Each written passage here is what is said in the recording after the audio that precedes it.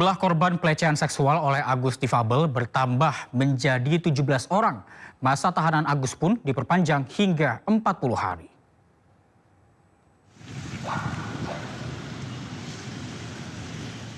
Penambahan masa tahanan rumah selama 40 hari ke depan Agus Buntung tersangka pelecehan seksual terhadap mahasiswi di Mataram disampaikan Direktur Reserse Kriminal Umum Polda NTB, Kombes Pol Syarif Hidayat. Perpanjangan masa tahanan rumah Agus dilakukan menyusul telah habisnya masa tahanan rumah pertama. Untuk tentara, karena kita sudah lakukan perpanjangan 40 hari ke depan terkait dengan penahanan rumah, nanti ada penilaian. Karena ini masih proses ditangani oleh penyidik, kami berkomitmen tetap masih ada di 40 hari ke depan. Sementara itu pendamping korban Ade Latifah menjelaskan jika jumlah korban Agus Buntung bertambah menjadi 17 orang, 2 diantaranya adalah anak-anak. Setidaknya satu poin itu sudah sesuai ya, bahwa ada perintah di sana dari tersangka terhadap korban, intinya ada di sini. Cuma memang yang di dalam kamar kan kami tidak bisa ini. Gitu. Jadi kami belum bisa melihat perbandingan, kami akan lihat kembali perbandingannya yang sekarang. Apa harapannya, Mbak? Ya tentu harapannya bagaimana kemudian rekonstruksi hari ini juga bisa memperlihatkan kebenaran ya, sesuai dengan yang kemudian korban terangkan juga. Viralnya kasus Agus Buntung tersangka pelecehan seksual mahasiswi di Mataram telah menuai pro dan kontra di tengah masyarakat. Dari Mataram, Nusa Tenggara Barat, Hari Kasidi, iNews melaporkan. Korban dugaan pelecehan seksual Agus akan mendapatkan pendampingan pemeriksaan klinis. Pendampingan ini sebagai bentuk antisipasi kemungkinan korban terjangkit infeksi menular seksual.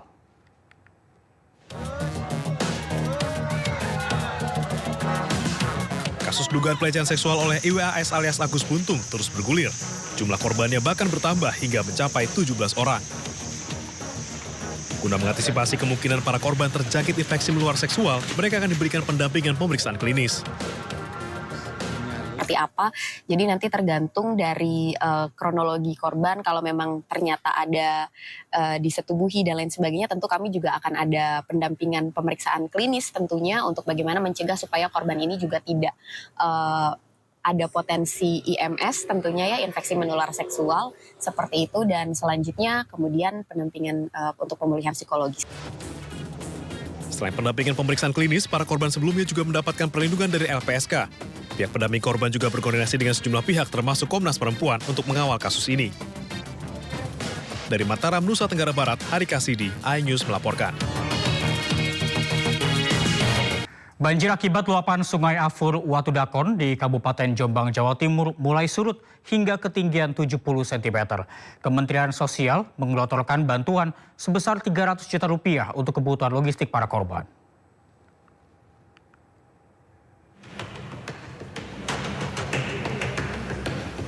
Lebih dari sepekan sudah banjir akibat luapan Sungai Afur Watudakon merendam permukiman warga di 2 desa yang berada di Kecamatan Kesamben, Kabupaten Jombang, Jawa Timur. Banjir dengan ketinggian mencapai 1,5 meter ini membuat aktivitas warga lumpuh. Dan sejumlah warga terdampak banjir terpaksa mengungsi di posko pengungsian yang didirikan pemerintah setempat. Kementerian Sosial RI mengunjungi lokasi terdampak banjir di Kabupaten Jombang, Jawa Timur, Sabtu siang. Menteri Sosial RI Saifullah Yusuf terjun langsung meninjau ketinggian debit air dan mengunjungi para korban di lokasi pengungsian. Untuk membantu kebutuhan para pengungsi, Kemensos menggelontorkan bantuan sebesar 300 juta rupiah untuk kebutuhan shelter dan logistik para korban. Kita siapkan shelter atau tempat pengungsian seperti ini dan logistik yang dibutuhkan. Kalau memang memerlukan tenda, kita bangun tenda. Tapi kalau ada gedung seperti ini kan nggak perlu tenda. Tapi kasur sementara kita siapkan.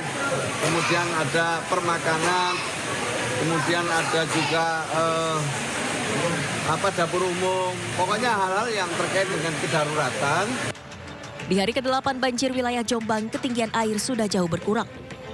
Di titik terdalam, ketinggian debit air telah surut hingga mencapai 70 cm. Meski demikian, warga belum berani kembali ke rumah karena khawatir banjir susulan. Dari Jombang, Jawa Timur, Muhtar Bagus, iNews melaporkan. Diduga lepas dari pengawasan orang tua, bocah perempuan terpeleset dan tercebur hingga hilang terseret arus sungai di Desa Pleret, Bantul, Yogyakarta.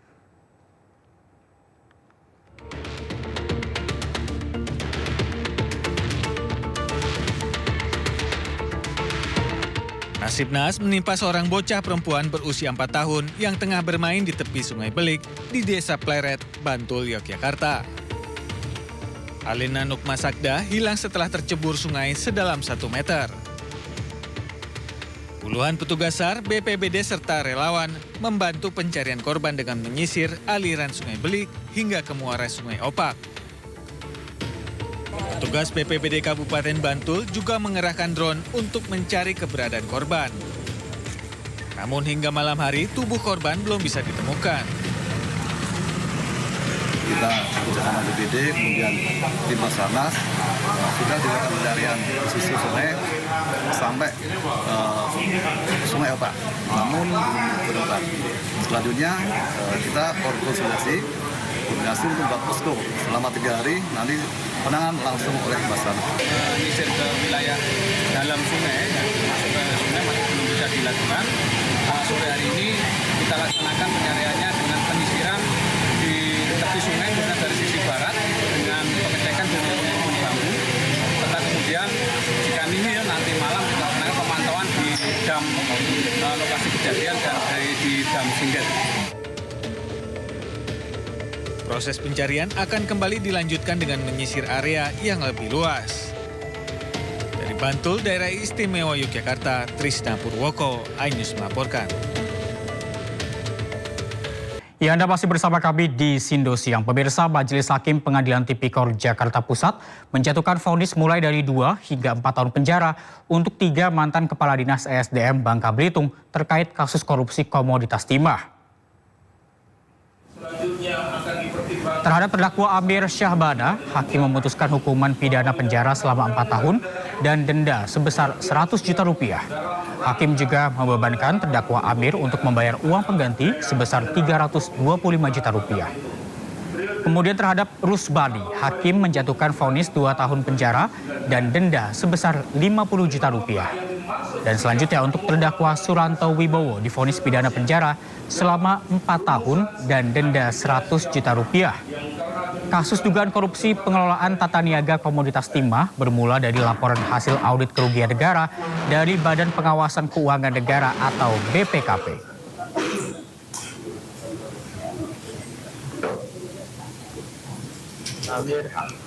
Supir penganiaya dokter koas di Palembang, Sumatera Selatan ditetapkan sebagai tersangka.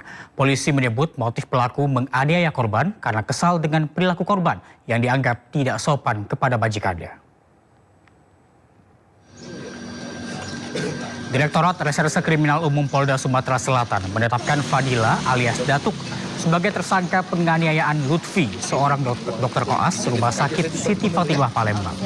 Fadila merupakan supir keluarga mahasiswa Fakultas Kedokteran Universitas Sriwijaya yang menjadi pemicu kekerasan. Kepada polisi, pelaku mengaku menganiaya korban lantaran terpancing emosi dengan perilaku korban yang dianggap tidak sopan terhadap majikannya.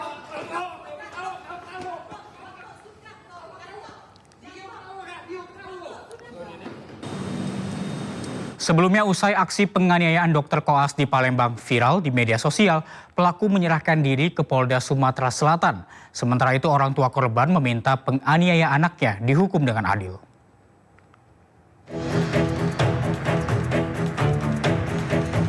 Ditemani kuasa hukumnya Fadila alias Datuk, pelaku penganiayaan dokter koas mendatangi Jatanras Polda Sumatera Selatan untuk pemeriksaan.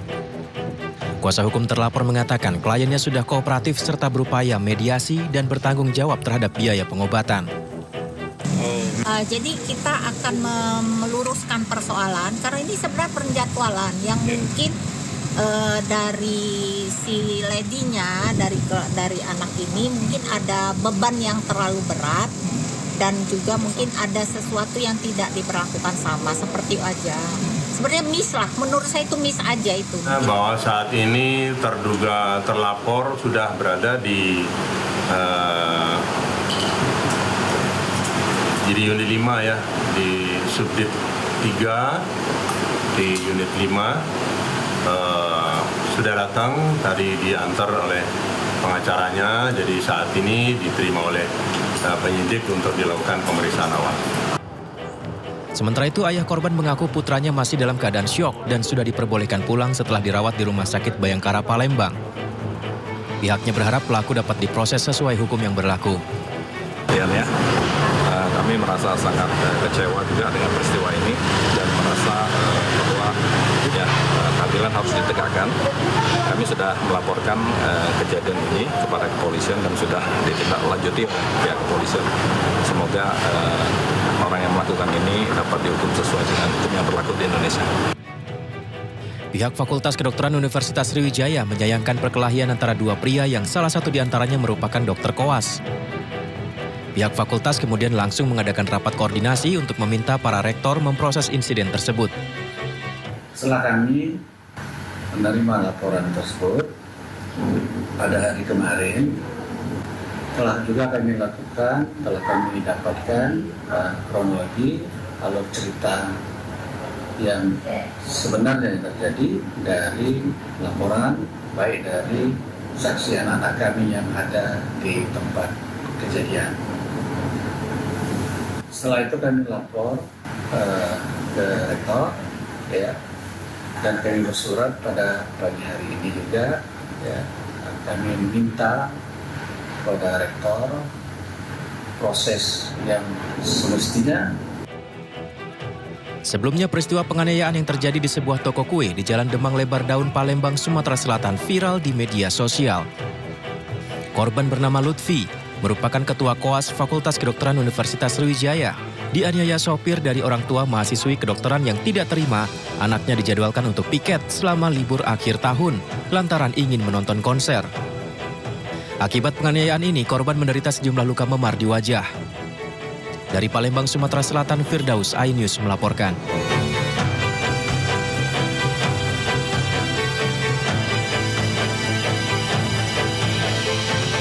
Guru besar dan pakar meminta aturan kerugian negara akibat kerusakan lingkungan tidak menjadi pendapatan negara, bukan pajak atau PNBP.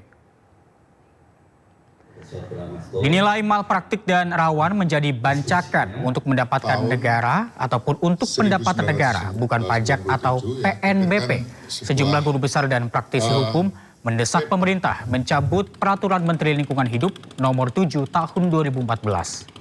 Sejumlah persoalan melatar belakangi desakan dicabutnya peraturan menteri tersebut. Mulai dari metode penghitungan kerugian lingkungan yang menggelembung karena elemen yang terhitung 2 hingga 3 kali. Hingga penggunaan Permen LH Nomor 7 Tahun 2024 sebagai penghitung kerugian negara dalam kasus hukum.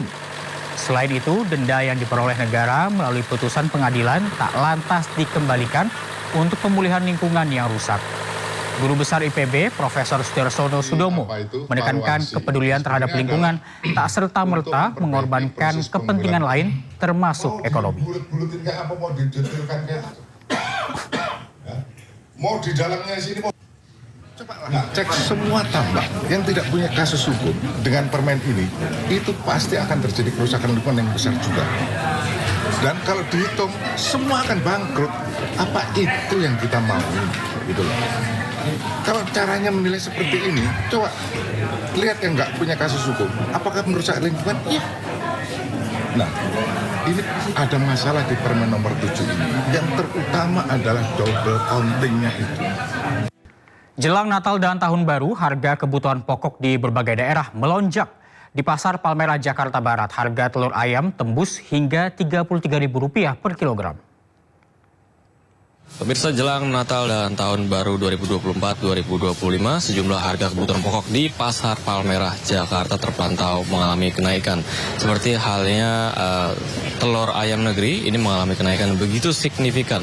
Dari harga awalnya yakni Rp25.000 hingga Rp26.000, dan per hari ini naik menjadi Rp30.000 sampai Rp33.000 per kilogramnya. Sementara untuk minyak, segala jenis minyak juga mengalami kenaikan, dimulai dari minyak curah. Ini harga awalnya Rp17.000 per kilo, kini menjadi Rp22.000 per kilogramnya. Sementara untuk minyak kita juga mengalami kenaikan, minyak kita yang merupakan disubsidi oleh pemerintah, di mana harga awalnya yakni Rp15.000 per liter, dan kini menjadi Rp18.000 per liter. Sementara untuk beras juga mengalami kenaikan, diantaranya beras jenis premium, harga awalnya yakni Rp13.500 dan kini menjadi Rp13.700 per kilogram ya. Adapun segala jenis kenaikan dimulai dari telur ini mengalami kenaikan sejak 1 bulan yang lalu, di mana para pedagang mengaku naik karena adanya faktor distribusi yang terhambat serta banyaknya permintaan oleh masyarakat jelang Natal dan Tahun Baru. Namun bisa dipastikan dari para pedagang dan juga para pembeli sendiri berharap agar pemerintah bisa turun tangan untuk bisa menstabilkan harga, khususnya di tengah banyaknya permintaan untuk perayaan Natal dan Tahun Baru 2024 hingga 2025.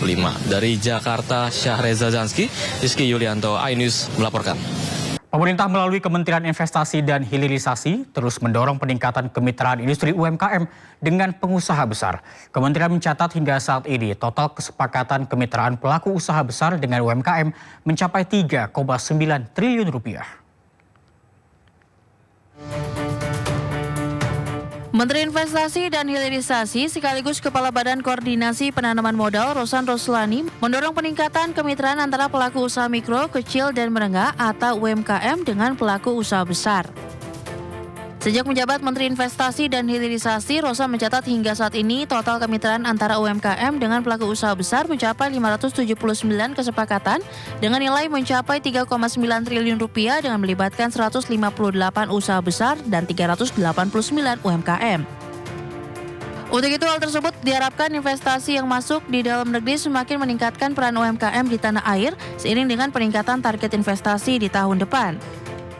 Sejak kami dilantik Kabinet Merah Putih ini, kita sudah melakukan kerjasama dengan kita sudah memfasilitasi kemitraan itu dan jumlahnya ada kurang lebih 579 kesepakatan dengan nilai 3,9 triliun rupiah yang melibatkan 158 usaha besar dan 359 UMKM. Nah, kita kedepannya kita memang tadi saya sempat sampaikan kita ingin mengadakan penyempurnaan dari kemitraan ini adalah kemitraan di segi pendidikan. Itu juga kita akan sempurnakan sehingga ini lebih long lasting lagi. Di sisi lain, peningkatan daya saing UMKM juga diharapkan meningkat, di mana hingga saat ini Menteri Investasi mencatat telah menerbitkan 11,3 juta nomor induk berusaha atau NIB yang didominasi UMKM mencapai 99%. Sementara itu, Wakil Menteri UMKM mendukung 100% upaya kemitraan kolektif dari Kementerian Investasi dalam mendorong pelaku usaha mikro, kecil, dan menengah berdaya saing dan naik kelas. Wakil Menteri UMKM Helvi Moraza menilai kemitraan UMKM dengan usaha besar sangat positif bagi kelangsungan usaha mikro, kecil, dan menengah, di mana jangkauan pasar industri UMKM akan semakin luas dan berkembang pesat. Untuk itu, dalam mengedepankan UMKM di tanah air, pihaknya akan memprioritaskan pelaku UMKM dengan memberikan berbagai akses kemudahan pasar dan pembiayaan. Hal ini agar pelaku UMKM bisa berusaha dan berkontribusi bagi perekonomian daerah maupun nasional.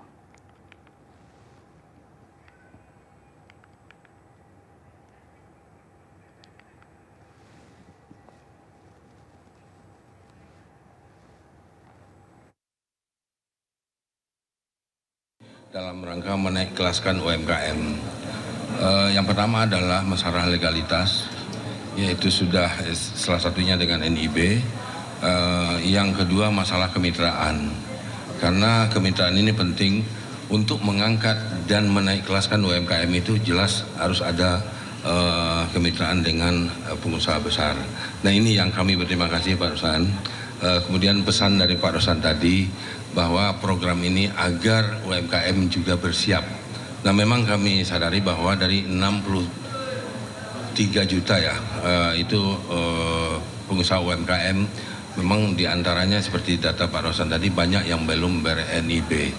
Nah, prosesnya adalah kita mendorong usaha mikro ini untuk kita dorong ke usaha kecil. Nah, salah satunya. Informasi berikutnya, pemirsa, Ditjen Bea Cukai memastikan akan mendorong perbaikan sistem logistik nasional dengan menggunakan pendekatan teknologi yang tepat. Saat ini Bea Cukai telah mulai menerapkan teknologi AI dalam custom clearance proses keluarnya peti kemas di pelabuhan. Upaya pemerintah dalam mendorong efisiensi biaya logistik nasional terus dilakukan dengan berbagai cara. Salah satunya dengan memanfaatkan teknologi. Dalam musyawarah wilayah DPW Alfi Jakarta, Direktur Informasi Kepabeanan dan Cukai Ditjen Bea Cukai Rudi Rahmadi menjelaskan bahwa pihaknya terus mendorong ekosistem logistik nasional untuk lebih efisien. Untuk itu, Rudi mengajak kolaborasi kementerian lembaga bersama swasta dan akademisi dalam meningkatkan efisiensi logistik nasional. Salah satu cara yang telah dikembangkan Bea Cukai adalah melalui penggunaan teknologi. Harapannya solusi bagi sistem pelayanan logistik akan lebih cepat dan tepat. Kemudian fitur-fitur pintar seperti artificial intelligence di beberapa titik layanan penumpang dan barang juga sudah mulai kita masukkan di situ. Contohnya untuk HICO Scan, itu juga sudah mulai kita tanamkan fitur-fitur pintar artificial intelligence untuk membantu petugas melokalisir atau mendeteksi barang-barang yang menjadi atensi. Nah, karena sekarang bisa dibantu oleh teknologi, harapannya prosesnya menjadi lebih cepat. Kalau lebih cepat, tentunya juga akan memberikan manfaat bagi pelaku usaha. Selain itu, Kepabeanan dan Cukai DJBC juga menerapkan terobosan custom clearance dengan sistem CISA 4.0 dengan fitur artificial intelligence di beberapa titik layanan penumpang dan barang, sehingga proses clearance peti kemas melalui sistem HICO Scan di pelabuhan dengan AI dapat membantu petugas custom mempercepat keluarnya peti kemas dari pelabuhan. Sebelumnya, pemerintah juga telah mendorong efisiensi dwelling time di pelabuhan melalui sistem teknologi yang dikembangkan lintas kementerian.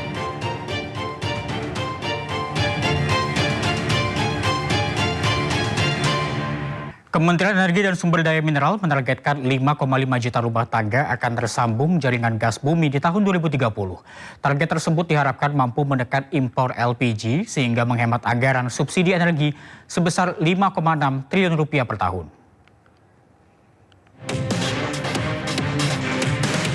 Kementerian Energi dan Sumber Daya Mineral menargetkan 5,5 juta rumah tangga akan tersambung jaringan gas bumi di tahun 2030. Wakil Menteri SDM Yuliat Tanjung mengatakan, target tersebut diharapkan mampu menekan impor LPG sebesar 550 kiloton per annum hingga menghemat anggaran subsidi energi mencapai 5,6 triliun rupiah per tahun.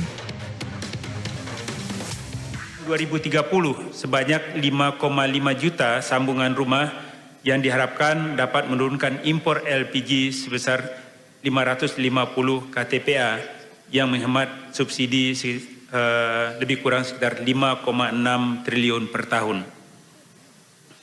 Prioritas gas domestik dilakukan dengan integrasi pipa sepanjang Sumatera dan integrasi Sumatera Jawa.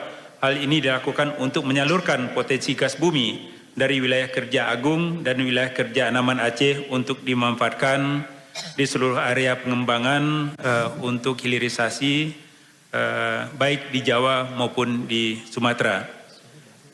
Integrasi pipa gas dari Sumatera ke Jawa dilakukan.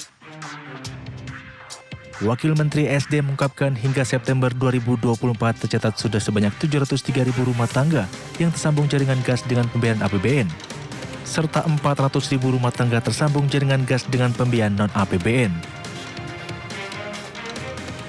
Menurut Wamen SDM, pembangunan pipa gas bumi memberikan berbagai manfaat. Di antaranya mendukung harga gas yang lebih terjangkau dengan tol fee yang lebih rendah.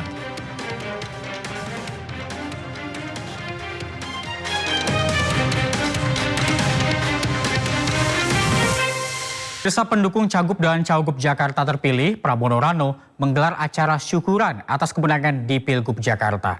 Syukuran juga dihadiri Pramono Anung dan Rano Karno, serta tim relawan.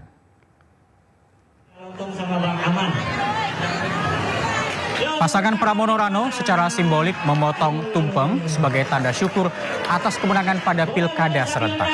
Acara syukuran kemenangan ini digelar di rumah bersama relawan di kawasan Menteng, Jakarta Pusat. Acara yang dihadiri ratusan pendukung juga dihadiri Ketua Tim Pemenangan Cak Lontong serta sejumlah koordinator relawan 03. Sebelum menggelar syukuran, para relawan terlebih dahulu menggelar konvoi keliling Jakarta.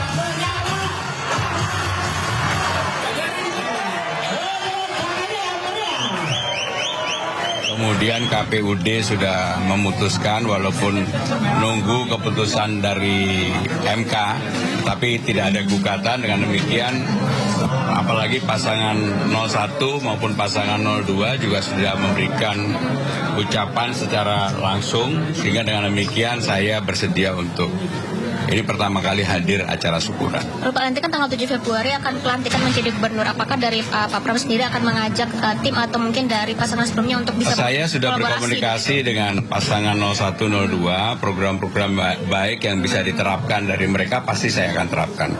Kemudian juga sebelum pelantikan saya pasti segera membentuk tim transisi untuk mempersiapkan, karena 100 hari dalam pemerintahan saya apa yang menjadi janji-janji politik ketika saya keliling, saya akan coba untuk penuhi.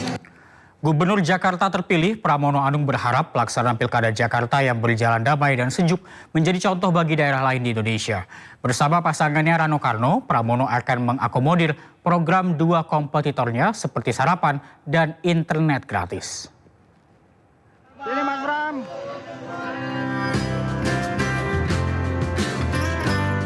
Gubernur Jakarta terpilih Pramono Anung mengaku telah menerima ucapan selamat dari dua pasangan Cagup Cawagup Jakarta, Ridwan Kamil Suswono dan Dharma Pongrekun Kunwardana.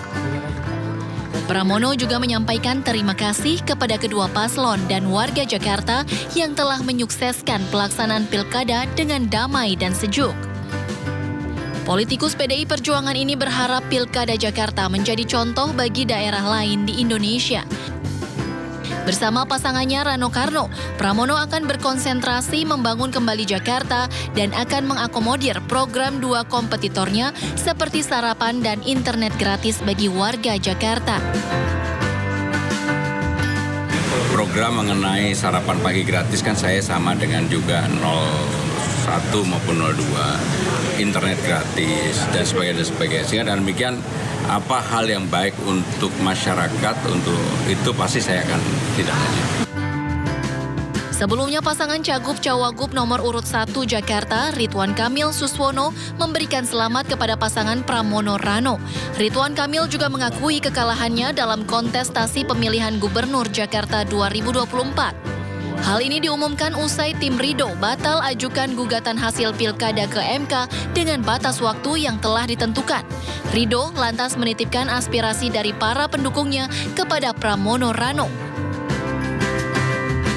Secara umum, ya, dengan penuh keikhlasan, dengan penuh kelegoan, dengan penuh banyak pertimbangan untuk kepentingan yang lebih besar, kami menyatakan tadi menerima dan mengaturkan selamat kepada Mas Pram dan Bang Rano Karno.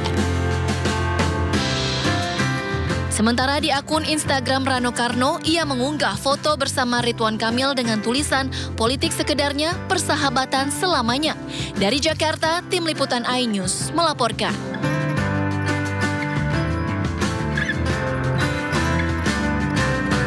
Ketua Majelis Pertimbangan DPP P3, Roma Hurmuzi, membeberkan nama 4 kandidat yang dicalonkan sebagai Ketua Umum P3. Di antaranya Sandiaga Uno, Taj Yassin, Saifullah Yusuf, dan Dudung Abdurrahman. Saya mendapat suara dari berbagai WhatsApp group yang saya ikuti di internal Partai Persatuan Pembangunan. Sekurang-kurangnya sudah muncul 4 nama. Dari dalam ada Gus Yassin yang kemarin terpilih lagi menjadi Wakil Gubernur Jawa Tengah. Kemudian ada Pak Sandi Uno yang juga pernah menjadi Ketua Bapilu kita. Bahkan Pak Sandi kemarin juga sudah sempat menyampaikan yang memang tidak secara eksplisit tetapi perhatiannya secara nasional terhadap kebutuhan P3 untuk naik kembali. Dari luar yang muncul di antara kader ini ada nama Gus Saifullah Yusuf atau Gus Ipul yang tadi juga beliau langsung menelpon saya menyampaikan apa iya betul nama saya disebut karena beliau membaca berita. Saya bilang ya itu yang saya tangkap di pembicaraan WhatsApp grup kader-kader partai dan juga yang kemarin muncul di arena Bimtek. Juga nama Pak Dudung Abdurrahman yang mantan Kasat dan beliau juga sekarang Wanhatsus Pres. Panglima Kostrat Letjen TNI Muhammad Hasan menutup latihan antar kecabangan batalion tim pertempuran 411 Pandawa 62 Kostrat di Situbondo, Jawa Timur. Pangkostrat menyebut latihan ini merupakan latihan terbaik yang pernah dilaksanakan pasukan Kostrat. Latihan antar kecabangan batalion tim pertempuran 411 Pandawa 62 Kostrat dilaksanakan di wilayah Ijen Bondowoso dan Asem Bagus Situbondo, Jawa Timur. Diikuti 1.196 prajurit, latihan ini melibatkan berbagai kecabangan TNI Angkatan Darat, yakni infanteri, kavaleri, armet, arhanut, zeni, komunikasi dan elektronika, penerbat, ajen, bekang, hukum, topografi, keuangan, polisi militer, fungsi penerangan, satgas teritorial, dan satgas intelijen. Latihan ini dilakukan mengingat tantangan operasi militer ke depan akan semakin kompleks, sehingga diperlukan prajurit yang adaptif, inovatif, dan menguasai teknologi. Dengan kolaborasi antar kecabangan dan penguasaan teknologi adalah faktor utama keberhasilan sebuah tugas. Pangkostrat menyebut latihan ini merupakan latihan terbaik yang pernah dilaksanakan pasukan Kostrat dan menjadi contoh bagi satuan jajaran lain TNI Angkatan Darat. Bahwa kegiatan yang kalian laksanakan, latihan yang kalian laksanakan pada kegiatan hari ini, di latihan JTP Ancap ini, di latihan JTP ini, ada latihan yang terbaik yang pernah dilaksanakan oleh Kostrat.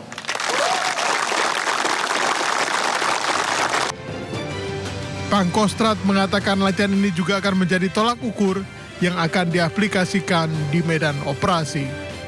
Oleh karena itu, Pangkostrat menyebut semuanya perlu dipersiapkan dengan baik, karena tugas operasi adalah kehormatan bagi prajurit. Dan pemirsa, untuk mengetahui jelang libur sekolah dan Nataru, sudah ada rekan kami Hamzah Hasibuan di Stasiun Pasar Senen, Jakarta. Selamat siang, Hamzah, apakah sudah ada lonjakan penumpang di sana?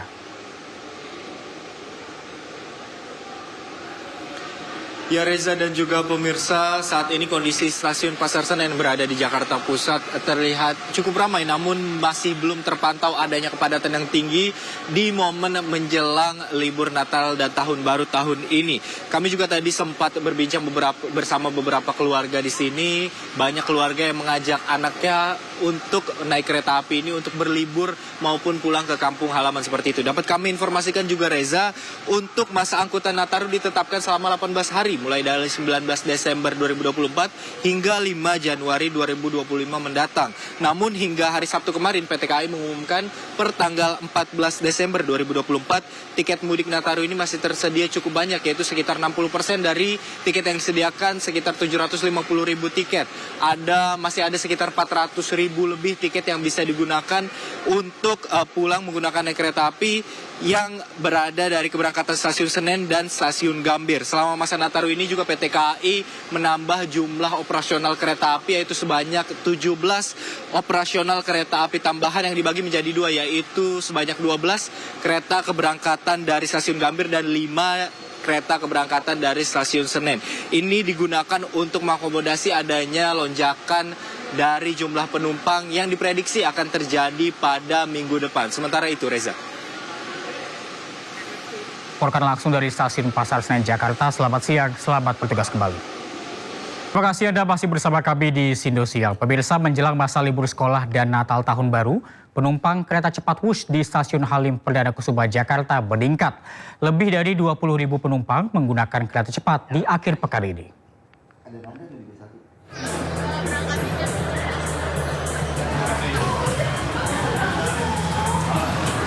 Beginilah suasana di stasiun kereta cepat Wush di kawasan Halim Makassar, Jakarta Timur. Peningkatan penumpang yang menggunakan kereta cepat, baik yang menuju Jawa Barat maupun sebaliknya, terlihat sangat signifikan. Peningkatan ini terjadi sejak hari Rabu pada tanggal 11 Desember 2024, jumlah penumpang harian mencapai lebih dari 20.000. Angka ini meningkat sebesar 12% dibandingkan rata-rata hari biasanya, yang berkisar di angka 16.000 hingga 18.000 per hari. Peningkatan ini lebih besar terlihat pada Jumat, 13 Desember, penumpang mencapai 23.000, meningkat 15% dibanding hari-hari sebelumnya. Hingga saat ini total tiket yang terjual mencapai 60.000 tiket, periode tanggal 13 hingga 15 Desember 2024. Ya, peningkatan volume penumpang WUS memang sudah terjadi sejak minggu ini. Tepatnya di hari Rabu kemarin sejak 11 Desember itu sudah terjadi peningkatan yang cukup signifikan dengan rata-rata 20.000. Di mana biasanya untuk hari kerja atau weekday penumpang rata-ratanya hanya sekitar 18.000 per hari. Dan bahkan di hari Jumat kemarin penumpang mencapai 23.000. Bisa dikatakan peningkatan terjadi sekitar 15% jika dibandingkan pada hari biasa. Karena memang saat ini sudah mulai memasuki masa libur sekolah dan juga akan berlanjut nanti ke masa libur Natal dan Tahun Baru.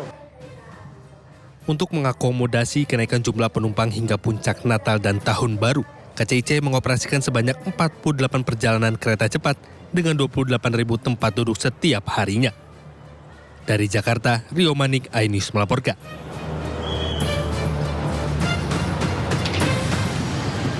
Jelang libur panjang Natal dan Tahun Baru, PT KAI Daob 2 Bandung memperbaiki dan merawat rel kereta api di sepanjang jalur wilayah Daob 2 Bandung. PT KAI ingin pastikan keamanan bagi para penumpang yang hendak berlibur menggunakan kereta api.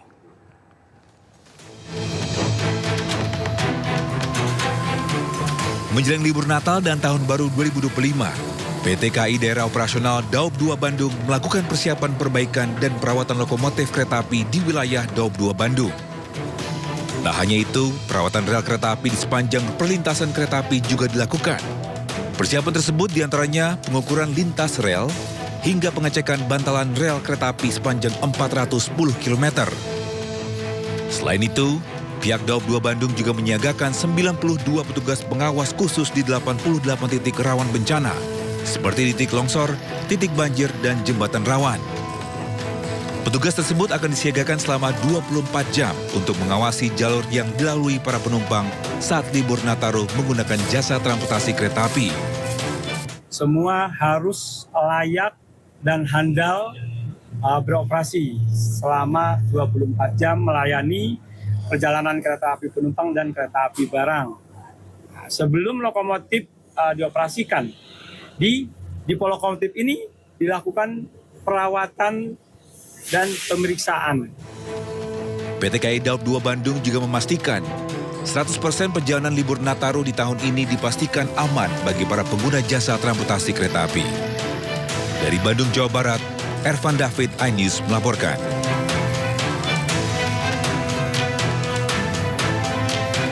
Kondisi stasiun Pasar Senen jelang libur Nataru terlihat ramai. Mayoritas penumpang memiliki tujuan untuk berlibur atau pulang ke kampung halaman. Menjelang libur Natal dan Tahun Baru 2025, stasiun Pasar Senen terpantau ramai penumpang. Hingga Sabtu kemarin terdapat lebih dari 400.000 tiket yang disediakan PT KAI dari jumlah total 750.000 tiket untuk para penumpang di masa libur Nataru. PT KAI Daob 1 Jakarta juga menyiapkan penambahan operasional berupa 17 kereta api dan 306 perjalanan untuk mengantisipasi lonjakan penumpang. Masa angkutan Nataru rencananya akan berlangsung selama 18 hari mulai dari tanggal 19 Desember hingga 5 Januari 2025.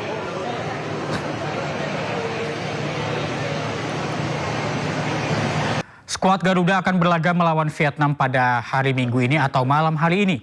Meski jadwal permainan yang padat, beberapa pemain timnas Indonesia diharapkan mampu menampilkan performa terbaiknya dan berhasil meraih hasil positif saat melawan Vietnam.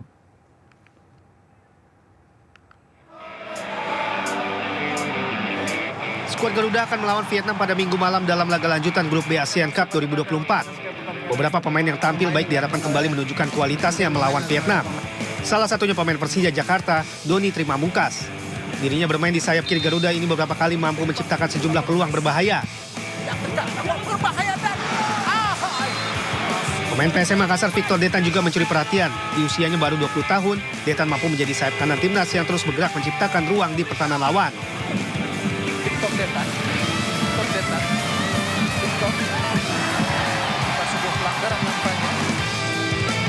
Kapten timnas Indonesia di ASEAN Cup Muhammad Ferrari juga tampil menawan di 2 laga awal. Tak hanya menjaga pertahanan, Ferrari juga berhasil menciptakan 2 gol krusial saat melawan Laos kemarin.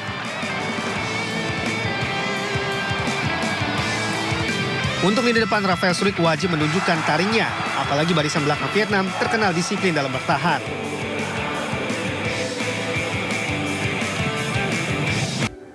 Anda masih bersama kami di Sindo Siang pemirsa. Usai melawan Laos, kini timnas Indonesia sudah berada di Vietnam. Skuad Garuda langsung melakukan sesi latihan ringan sebelum bertanding melawan Vietnam pada malam hari ini. Timnas Indonesia tiba di Hanoi, Vietnam pada Jumat sore. Di Vietnam, para pemain tak memiliki waktu istirahat karena malam ini sudah harus bertanding melawan tuan rumah. Maka dari itu, timnas langsung melakukan serangkaian latihan di Vietnam. Beberapa pemain timnas seperti Arhan Pratama, Rafael Struijk, dan Muhammad Ferrari masuk ke dalam area lapangan. Terlihat juga pemain timnas Indonesia mengalami perbedaan suhu, di mana suhu di Vietnam mencapai 15 derajat Celcius. Meski begitu, seluruh pemain timnas Indonesia nampak serius menjalani latihan ringannya.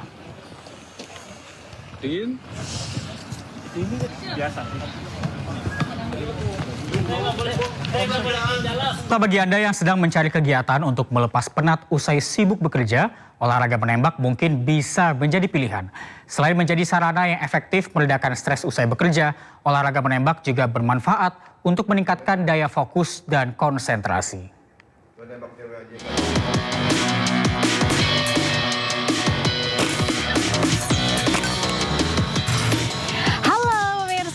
Pemirsa, setelah semingguan ini saya disibukkan dengan berbagai macam pekerjaan.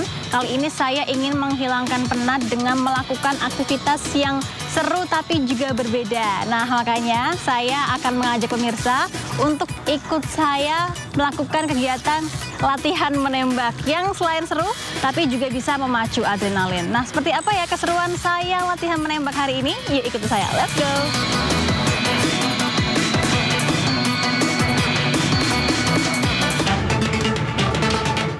Ya, olahraga menembak yang digemari oleh berbagai kalangan masyarakat. Kini masyarakat umum pun juga bisa ikut latihan olahraga bareng. Asal melalui berbagai klub menembak, salah satunya Kula Shooting Club. Kali ini saya mendapat kesempatan untuk ikut latihan menembak bersama mereka di camping ground Kampung Wisata Depok, Jawa Barat. Nah, untuk senjata yang saya pakai ini adalah jenis airsoft gun. Peluru yang digunakan merupakan peluru yang terbuat dari plastik berukuran 6 mm yang dipastikan aman sesuai ketentuan dari Perbakin atau Persatuan Menembak Indonesia. Yang kita ajarin yaitu fokus, kemudian konsentrasi, kemudian ketepatan dan kecepatan. Dan disiplin yang paling utama sekali adalah safety.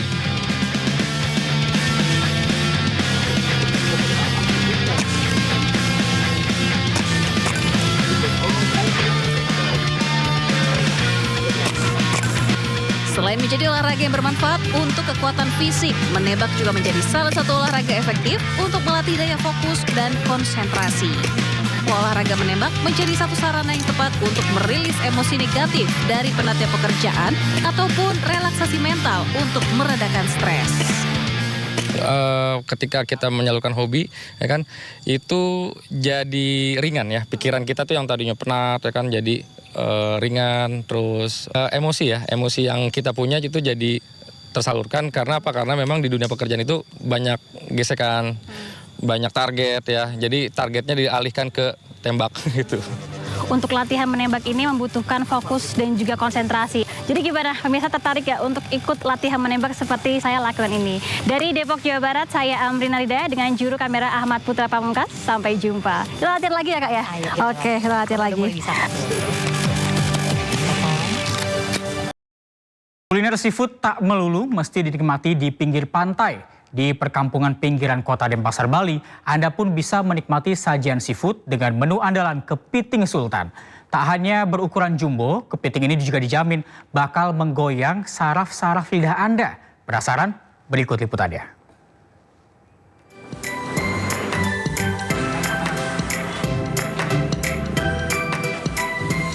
Sebuah kedai sederhana di kawasan Jalan Trenggana Denpasar ini tidak pernah sepi pengunjung. Meski berada di kawasan pinggiran kota Denpasar, menu seafood yang dihadirkan tak kalah dengan resto seafood di pesisir pantai. Serunya menu yang ditawarkan berukuran jumbo. Salah satunya, olahan kepiting berbobot 500 gram hingga 1 kilogram. Namanya, wow, kepiting sultan.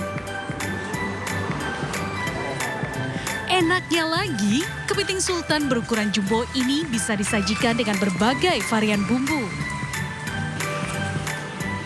Dan menu andalannya adalah kepiting sultan jumbo saus padang. Menggunakan bumbu dasar bawang putih, bawang bombay, cabai, serta daun bawang, sensasi rasa kepiting sultan jumbo dijamin membuat ketagihan. Satu karena rasanya yang membedakan, kan sering coba yang di tempat lain, nggak mau seperti di sini rasanya. Kalau di pantai kan udah kayak familiar aja sih kalau di pantai, tapi yang di sini kan ya walaupun di kampung tapi rasanya itu melebihi yang di tempat wisata. Banyak penggemar ternyata di sini, penggemar seafood, terutama saya utamakan di sini kepiting karena di daerah dataran, boleh dikatakan di tengah, nyari menu kepiting itu sangat sulit. Untuk satu porsi kepiting sultan jumbo, pengunjung cukup membayar mulai dari Rp30.000 per 100 gramnya.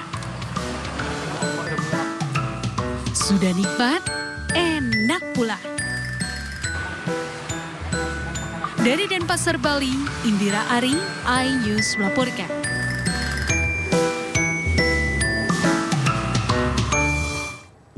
Sebuah warung makan di Lamongan, Jawa Timur menyajikan olahan sambal desa khas Lamongan yang dipadu dengan berbagai ikan asap. Sensasi pedasnya pun menggugah selera makan. Tak heran jika setiap hari warung ikan asap ini selalu ramai oleh pengunjung. Dan pemirsa, informasi ini sekaligus mengakhiri Sindo Siang hari ini. Anda bisa mendapatkan informasi terkini dan terbaru melalui portal yang menghadirkan berita daerah, berita nasional, dan berita internasional lengkap di sindonews.com. Dan pemirsa, mewakili kerabat kerja yang bertugas, saya Reza Siregar pamit undur diri. Terima kasih dan sampai jumpa.